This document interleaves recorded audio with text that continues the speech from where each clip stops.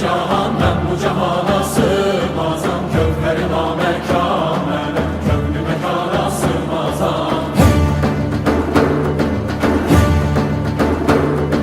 Zerre menem, güneş menem, çarine pencür şeş menem. Sünneti görmeyan ilem, çünkü de yana sığmazam.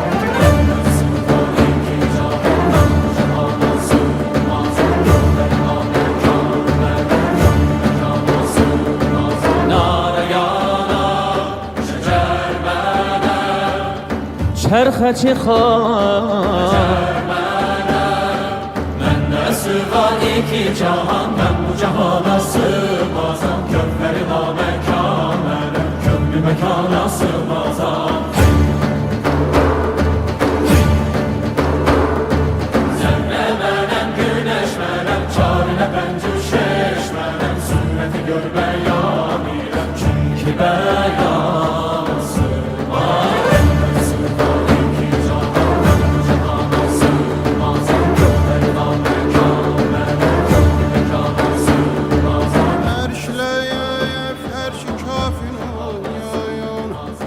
Məndə bulundu cümlə çürüyün.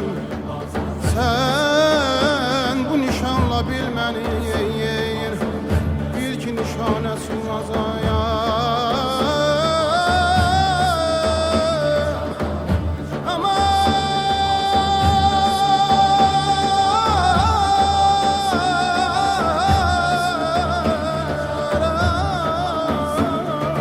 Dilmənem, cavan mənim, dilmənem, cavan mənim. Dövləti caviran mənim, aynə dana sığmazam. Gerçi bugün Nəsimiyəm, Haşimiyəm, Nureşiyəm. Dilmənem, cavan mənim, dilmənem, cavan mənim. Dövləti caviran mənim, gerçi bugün Nəsimiyəm, Haşimiyəm, Nureşiyəm. Məndə uludur ayətin, ayətə şan.